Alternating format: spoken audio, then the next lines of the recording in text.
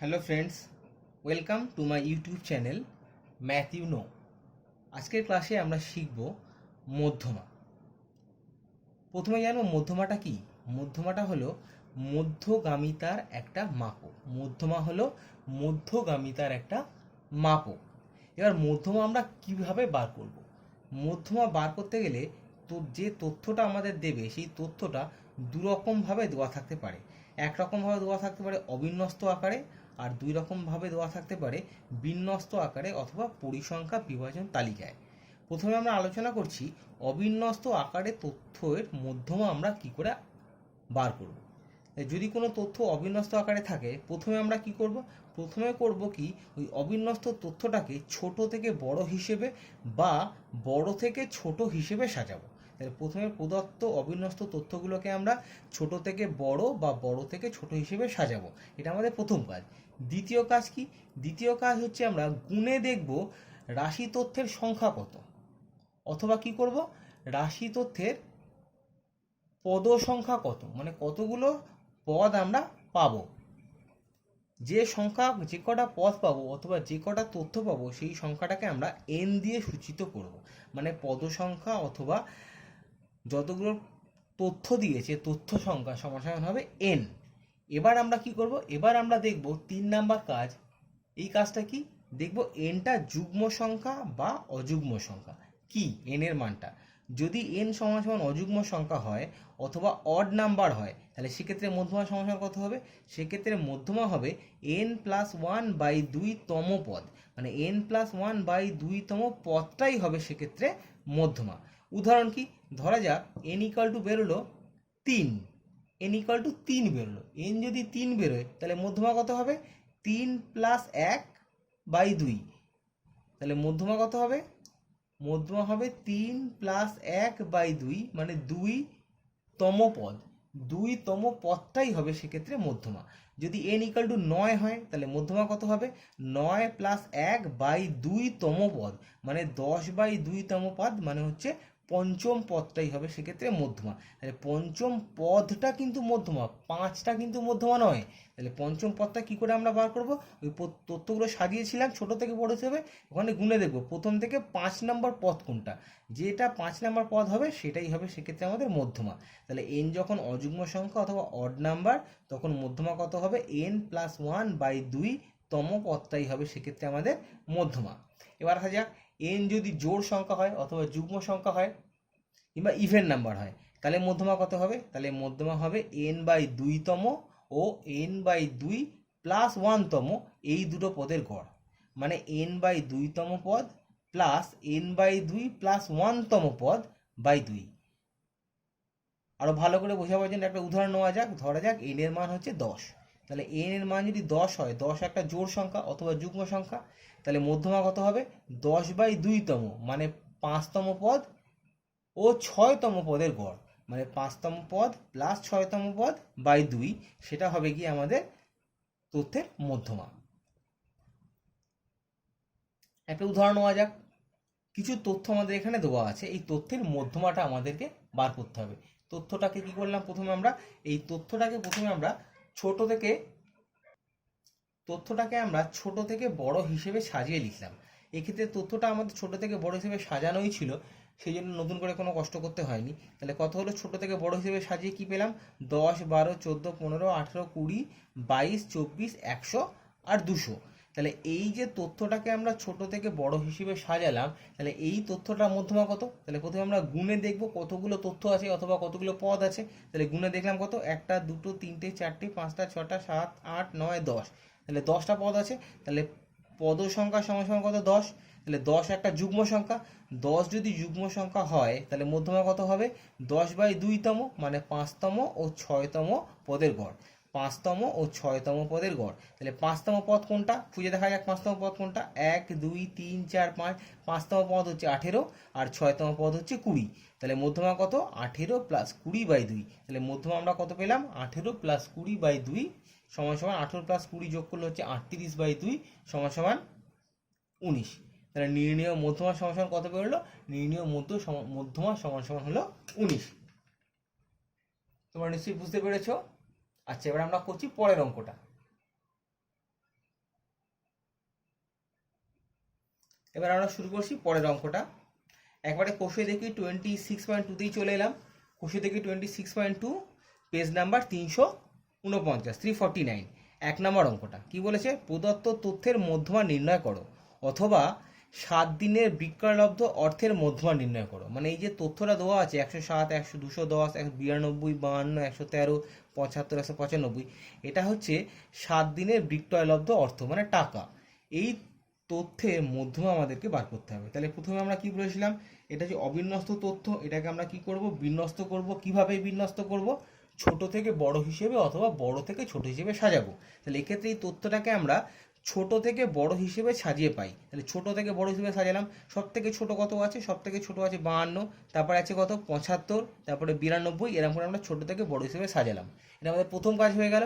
দ্বিতীয় কাজ কি?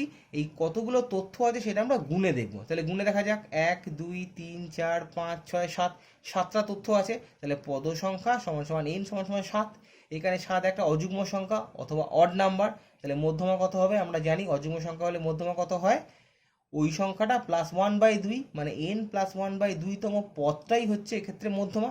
তাহলে এখানে 7 বেরিয়েছে, 7 + 1/2 মানে 7 + 1 মানে 8/2, মানে 4তম পদটাই হচ্ছে এক্ষেত্রে আমাদের মধ্যমা। তাহলে 4তম পদ কোনটা খুঁজে বার করা যাক।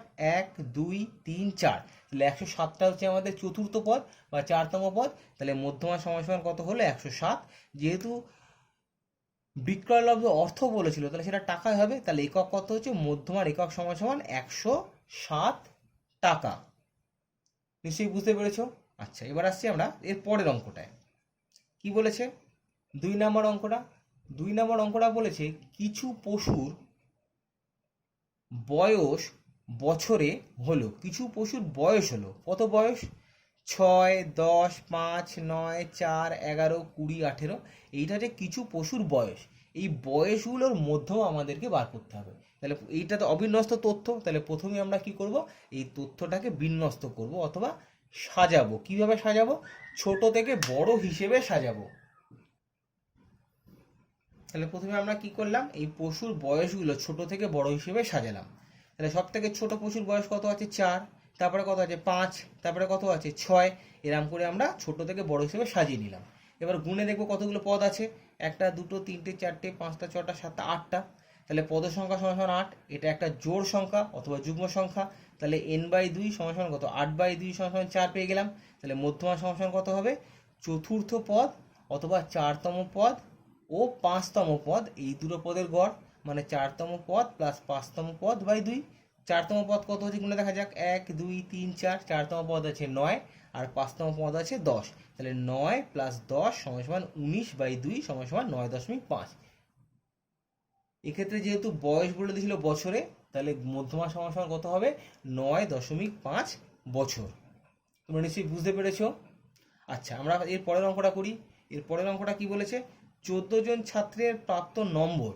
14 জন ছাত্রের প্রাপ্ত নম্বর মানে 14 জন ছাত্র পরীক্ষা দিয়েছিল, তারা যে নম্বরটা পেয়েছে সেই নম্বরটা কত? 42 51 56 45। সেরকম করে নাম্বারটা আমাদের দিয়ে দিয়েছে। বলেছি নাম্বারটার মধ্যমা নির্ণয় করতে। তাহলে আমরা কি করবো? প্রথমেই প্রদত্ত যে অবিন্যস্ত তথ্যটা আছে এটাকে আমরা ছোট থেকে বড় হিসেবে সাজাবো। তাহলে প্রদত্ত তথ্যগুলোকে ছোট থেকে বড় হিসেবে সাজিয়ে পাই। প্রত্যেকটা তথ্যকে ছোট থেকে বড় হিসেবে আমরা সাজালাম। তাহলে কি পেলাম? এইটা পেলাম। এখন এতে কতগুলো পদ আছে? কারণ এখানে 14টা পদ আছে, কারণ বলেই দিয়েছিল 14 জন ছাত্র। তাহলে এখানে পদের সংখ্যা সমান সমান কত? 14। তাহলে n/2 সমান সমান কত হচ্ছে? 14/2 সমান সমান 7। তাহলে মধ্যমা কত হবে? 7তম পদ প্লাস 8তম পদ বাই 2। তাহলে 7তম পদ কত? গুণে দেখা যাক। 1 2 3 4 5 6 7, 54। আর 8তম পদ কত? 55। তাহলে গড় মধ্যমা কত? 54 + 55। এই দুটো পদের গড় মানে 54 + 55/2। তাহলে কত হলো? 54 + 55/2। তাহলে নির্ণীয় মধ্যমা আমরা কত পেলাম? নির্ণীয় মধ্যমা সমান সমান পেলাম 54.5। এটা যেহেতু একক ছিল না তাহলে এটার কোনো একক হবে না। তাহলে মধ্যমা সমান সমান কত? মধ্যমা সমান সমান হচ্ছে 54.5।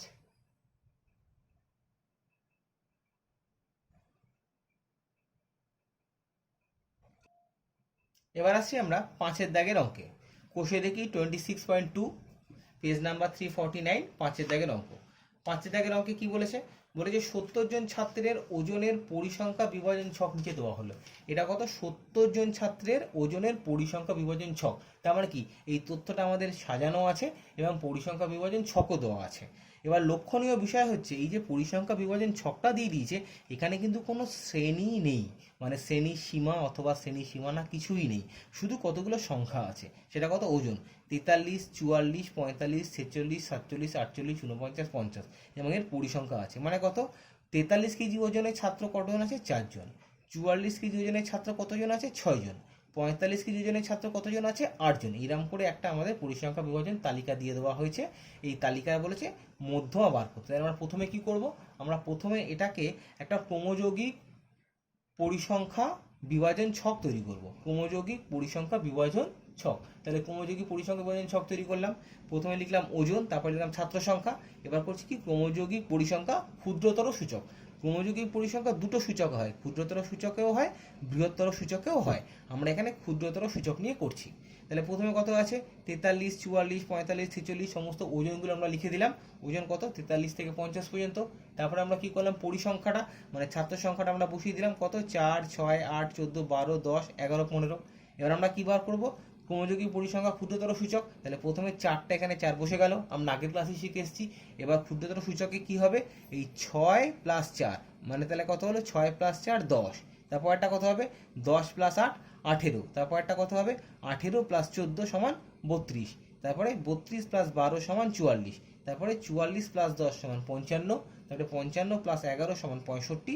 তারপরে 65 + 5 = 70। তাহলে লাস্টে যা 70 পেলাম, এটা সমান সমান n। তাহলে এটা হচ্ছে আমাদের ক্রমযৌগিক পরিসংখ্যার শেষ মান n। তাহলে এবার দেখব n = কত? 70, মানে একটা জোড় সংখ্যা। তাহলে আমরা পেলাম যেহেতু n = 70 মানে একটা যুগ্ম সংখ্যা, তাহলে আমরা n/2 বার করে নিলাম। সেটা কত? সমান 35। তাহলে আমরা জানি মধ্যমা কত? যদি জোড় সংখ্যা হয় তাহলে মধ্যমা কত হবে? 35তম ও 36তম পর্যবেক্ষণের গড়। যেহেতু এখানে পরিসংখ্যা বিভাজন ছক দিয়ে দিয়েছে, সেক্ষেত্রে আমরা এখানে সংখ্যা বলতে পারবো না অথবা পদ বলতে পারবো না। এক্ষেত্রে আমরা কি বলবো? এততম পর্যবেক্ষণ। তাহলে 35তম পর্যবেক্ষণ প্লাস 36তম পর্যবেক্ষণ বাই 2। এখন 35তম পর্যবেক্ষণটা কোত্থেকে খুঁজে বার করব? 35তম পর্যবেক্ষণটা আমরা খুঁজে বার করব এই যে ক্রমযৌগিক পরিসংখ্যা বিভাজন ছকটা তৈরি করা হয়েছে এই ক্রমযৌগিক পরিসংখ্যাগুলোর মধ্যে থেকে। এখানে 35 কোথায় আছে দেখা যাক। এখানে 32 শেষ হয়ে গেল, 32-এর পর থেকে 44 পর্যন্ত সব এইখানে রয়েছে। 32-এর পর থেকে 44 পর্যন্ত, মানে 32-এর পর থেকেই শুরু করে 44 পর্যন্ত প্রত্যেকটা পদ রয়েছে এই 47-এর ঘরে, মানে ওজন যা 47 ওজন সেখানে গিয়ে পড়ছে। তাহলে আমাদের 35তম পর্যবেক্ষণ কত হচ্ছে? সেটা 47। আবার 36তম পর্যবেক্ষণ সেটা কত? সেটাও 47। তাহলে আমাদের মধ্যমা কত? 47 + 47/2 সমান সমান 47। তাহলে 70 জন ছাত্রের ওজনের মধ্যমা কত? 70 জন ছাত্রের ওজনের মধ্যমা হচ্ছে 47 কেজি। নিশ্চয়ই বুঝতে পেরেছো? আচ্ছা, আর একটা অঙ্ক করা যাক, তাহলে ওরা ভালোভাবে বুঝতে পারবে।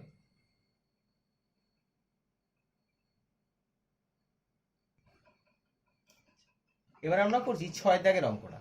6 দাগের অঙ্কে কি বলেছে? বলেছে নলের ব্যাসের দৈর্ঘ্য দিয়ে দিয়েছে। এই দৈর্ঘ্যের পরিসংখ্যা বিভাজন ছক থেকে ব্যাসের দৈর্ঘ্যের মধ্যমা নির্ণয় করতে হবে। তাহলে ব্যাসের দৈর্ঘ্য কত বলে দিচ্ছি? 18, 19, 20, 21, 22, 23। আর পরিসংখ্যা কত? 13, পরিসংখ্যা কত? 3, 4, 10, 15, 25, 13। তার মানেটা কি? 18 মিলিমিটার ব্যাস কটা পাইপের আছে? 3টে। কটা নলের আছে? 3টে। 19 মিলিমিটার ব্যাস কটা নলের আছে? 4টে। 20 মিলিমিটার ব্যাস বিশিষ্ট নল কটা আছে? 10টা। এরকম করে পরিসংখ্যা বিভাজন ছকটা আমাদের দিয়ে দিয়েছে। বলেছে এই ছকের মধ্যমা নির্ণয় করতে। তাহলে আমরা কি করব? যেহেতু এখানে কোনো শ্রেণী নেই, তাহলে আগের পদ্ধতি, প্রথমে কি করলাম? ব্যাসের দৈর্ঘ্য পরিসংখ্যা, তারপর ক্রমযৌগিক পরিসংখ্যা ক্ষুদ্রতর সূচক আমরা বার করছি। প্রথমে ছকটা লিখে দিয়েছি 18, 19, 20, তার পরিসংখ্যাগুলো পাশাপাশি লিখলাম। এবার ক্ষুদ্রতর পরিসংখ্যা বার করছি। প্রথমে 3 বসে গেল, 3 + 4 7, 7 + 10 17, 17 + 15 32, 32 + 25 57, 57 + 13 70, 70 + 6 76, আর 76 + 4 = 80। এই যেটা আমরা পেলাম এটা হচ্ছে ক্ষুদ্রতর সূচক ক্রমযৌগিক পরিসংখ্যা পেয়ে গেলাম। এবার 80 = সমান সমান কত? n। তাহলে n এর মানের ক্ষেত্রে 80। তাহলে n যদি 80 হয়, 80 তো একটা যোগ সংখ্যা কিংবা যুগ্ম সংখ্যা, তাহলে n/2 = 40। তাহলে আমরা কি বলতে পারি? মধ্যমা সমান সমান আমাদের সূত্র অনুযায়ী 40তম পর্যবেক্ষণ প্লাস 41তম পর্যবেক্ষণ বাই 2।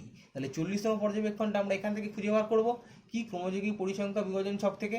তাহলে 40তম পর্যবেক্ষণ খুঁজে বার করা যায়, কোথায় আছে, এখানে 32, 32-এর পরে আছে 57।